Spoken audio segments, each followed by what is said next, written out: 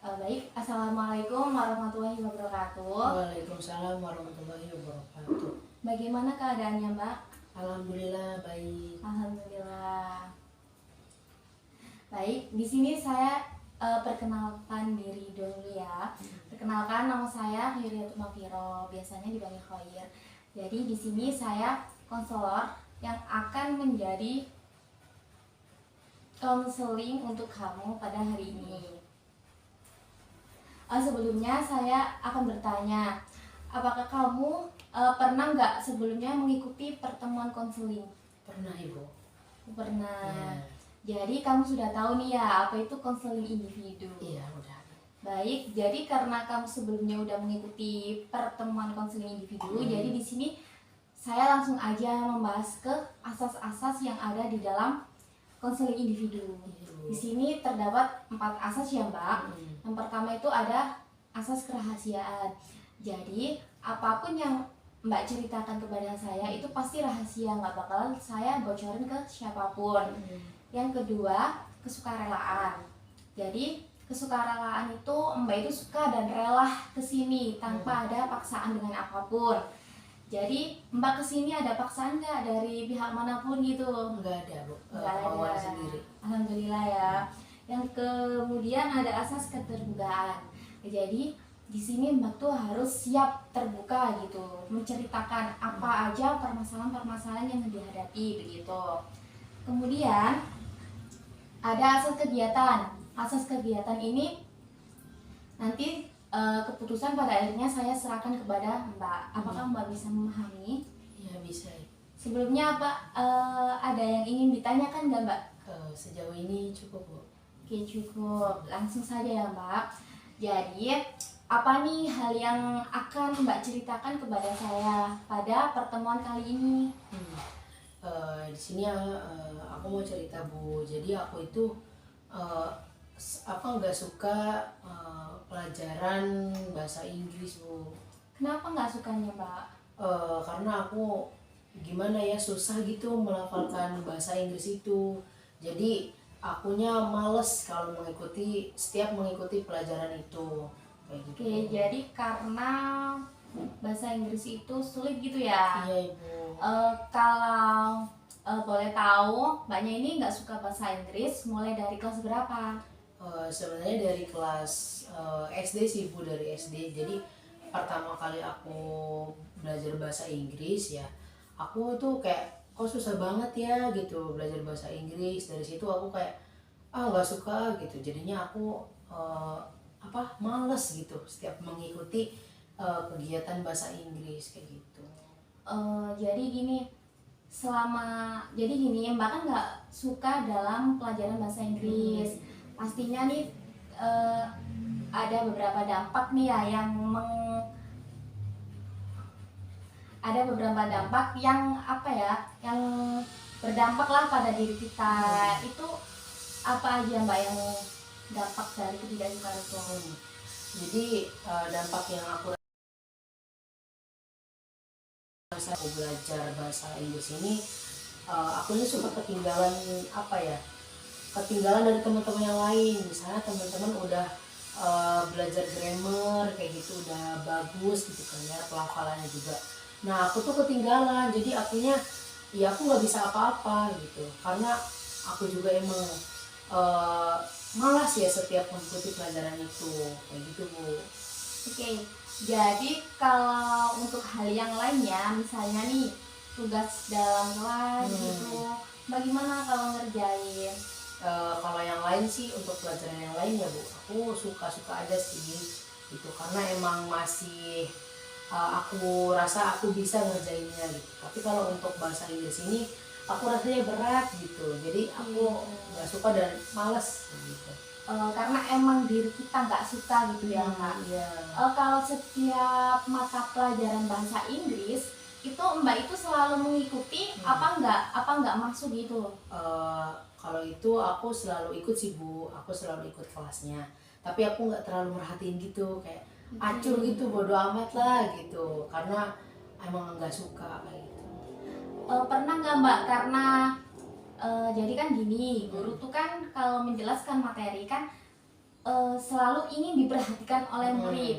Nah, berhubung mbaknya ini kan nggak suka pelajaran bahasa Inggris, jadi kan Hmm. lebih baik di belakang ya duduknya, Iya. kayak tinggal tidur atau tinggal apa gitu Hmm. ya. Itu pernah nggak sih mbak ditegur atau dimarahi, pernah nggak? Sebenarnya nggak pernah sih ya, karena aku merhatiin tetap, tapi aku sebenarnya cuma ngeliatin doang gitu, tapi aku nggak Oke. terlalu nyimak kayak gitu. Berarti mbaknya ini kayak memperhatikan, tapi pikirannya itu di mana-mana Iya kayak gitu Bu, Oke, benar. benar. Hmm. Terus selama ini ada upaya yang telah dilakukan nggak untuk mengatasi bahwa mbak ini nggak suka bahasa Inggris gitu loh? Paling yang aku ingin, kalau misalnya ada tugas ya tugas bahasa Inggris, paling aku ya nanya aja sih ke teman, kayak ini artinya apa ya, ini maksud perintah tugas itu apa ya, kayak gitu sih. Berarti untuk tugas tersebut masih mbak kerjakan sendiri. Iya Pernah nggak sih. biasanya nih anak yang nggak suka bahasa Hmm. Inggris, yang nggak suka mata pelajaran tersebut kan sampai joki gitu, pernah nggak? Nggak pernah sih, kayak Alhamdulillah. ya diusahain aja, tapi tetap ya aku emang nggak suka dan males gitu. Oke. Kemudian upaya udah ada ya mbak yang dilakukan. Terus kemudian jadi nih karena kamu nggak suka pelajaran bahasa Inggris, jadi kamu nggak semangat belajar ya? Iya Bu. Oke. Jadi gini, bahasa Inggris ini kan merupakan bahasa internasional, dan bahasa Inggris ini juga merupakan mata pelajaran yang wajib diikuti. Jadi mau nggak mau kita itu harus mengikuti gitu loh, karena pelajaran bahasa Inggris dimanapun kita menempuh pendidikan, entah itu di SMA, di perguruan tinggi pun, kita itu pasti menemukan bahasa Inggris. Jadi gini, mumpung kamu ini masih di sekolah dasar di tingkat menengah pertama, jadi kamu harus belajar bahasa Inggris, karena di tingkat menengah pertama ini masih dengan dasar-dasarnya. Jadi bisa dikatakan mudah lah untuk kita pelajari gitu. Jadi ibu mau nanya nih, apa sih hal yang bikin kamu semangat dalam belajar meskipun kamu gak suka pelajaran ini gitu loh? Kalau aku sih biasanya belajar sambil dengerin musik sih Bu, jadi aku lebih kayak fokus juga gitu kan, terus lebih rileks juga gitu. Jadi semangat gitu buat belajarnya. Oke, berarti sama ibu juga kayak gitu. Jadi gini, kalau boleh tahu nih, karena musiknya banyak, kamu tuh suka musik yang kayak apa gitu? Nah ini Bu, sebenarnya aku tuh suka lagu bahasa Inggris kayak gitu. Oke, itu sih merupakan hal yang baik yang bisa buat kamu pegangan ya. Karena kan gini, kamu kan suka nih sama musik-musik bahasa Inggris. Kalau kita suka sama sesuatu hal, pasti kita akan mudah dalam mengingatnya. Pasti kamu lama kelamaan kamu itu ikutan nyanyi gitu loh dalam memutar itu, iya nggak? Iya betul Bu. Oke, nah itu merupakan langkah awal kamu dalam belajar bahasa Inggris, dan secara tidak sadar pun kamu tuh udah bisa loh bahasa Inggris. Sebenarnya kamu tuh bisa, cuma karena mungkin di pelajaran tadi kamu ngerasa bosan gitu.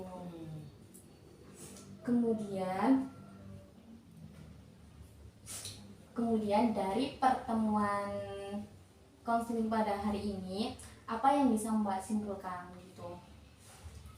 Yang bisa saya simpulkan, tadi kan saya malas belajar bahasa Inggris gitu kan, jadi bisa saya lakukan dengan sambil mendengarkan musik kayak gitu. Dan dengan cara saya mendengarkan musik juga, itu merupakan langkah yang awal ya, yang bisa saya lakukan untuk mengurangi rasa malas saya dalam mengikuti pelajaran bahasa Inggris ini. Jadi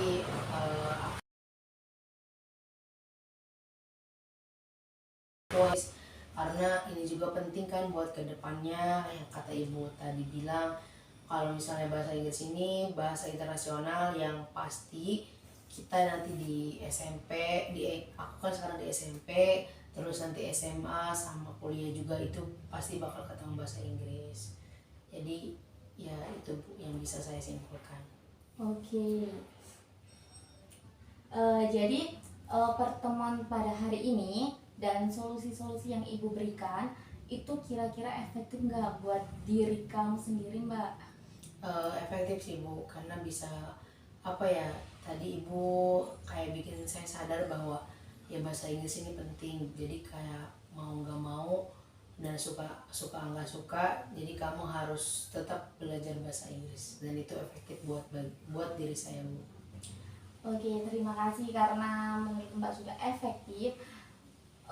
Dan semoga solusi yang Ibu berikan ini bisa membuat perubahan dalam diri kamu ya Mbak, Ya. dan bisa kamu terapkan dalam hidup ke depannya begitu. Apakah bisa dimengerti Mbak? Iya bisa Ibu. Oke, jadi karena di sini Mbak sudah paham dan juga bisa menangkap poin-poin dari saya ucapkan terima kasih banyak karena Mbak sudah bersedia mengikuti pertemuan konseling pada pagi hari ini. Iya Ibu, sama-sama, saya juga terima Oke. kasih karena sudah membantu permasalahan yang saya hadapi. Jadi bisa saya akhiri dulu pertemuan pada hari ini. Bisa ya Mbak? Iya bisa Ibu. Oke. Assalamualaikum warahmatullahi wabarakatuh. Waalaikumsalam warahmatullahi wabarakatuh.